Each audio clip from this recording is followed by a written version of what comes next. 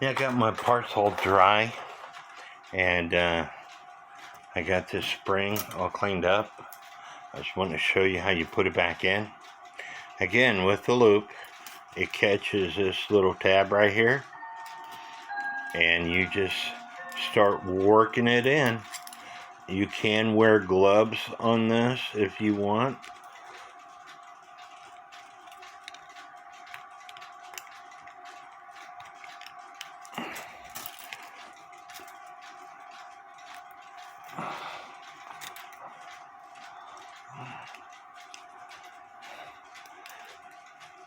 And you just start pushing it in.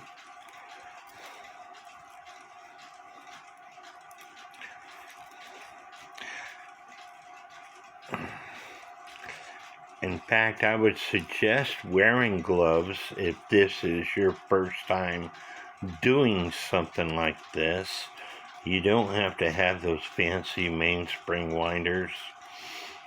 If you can't afford it, if you do this like myself, I don't do this for the public. If I did this for the public, I'd probably purchase a mainspring winder, but you can do it by hand.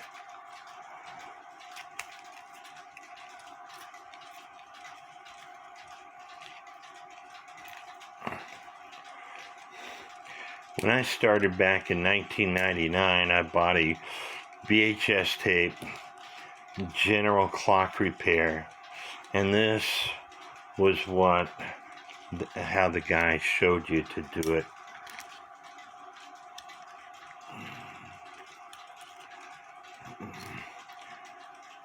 And then you just tap it on the table, and it'll all fall into place.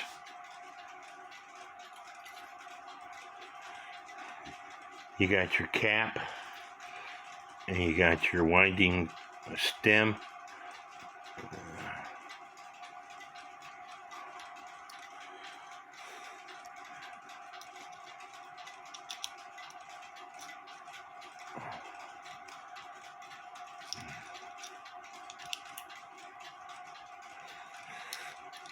Now this winding stem only goes in one way. If I was to put it in this way, this tab is not going to catch the inside of that spring. I don't know if you could see that or not. And so it goes in this way.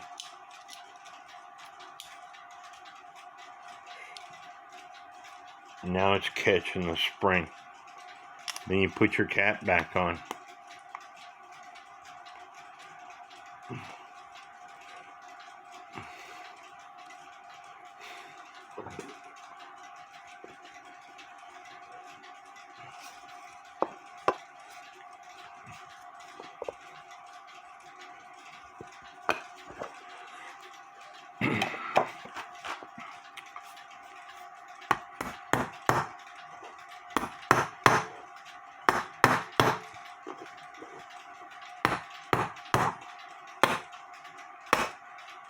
Some people will say before you take this apart that you should mark where this hole is.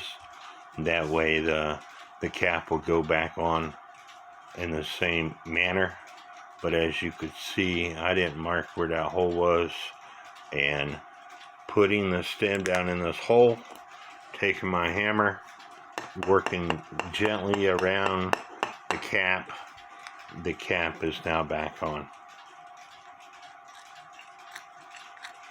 And the spring is catching like it's supposed to.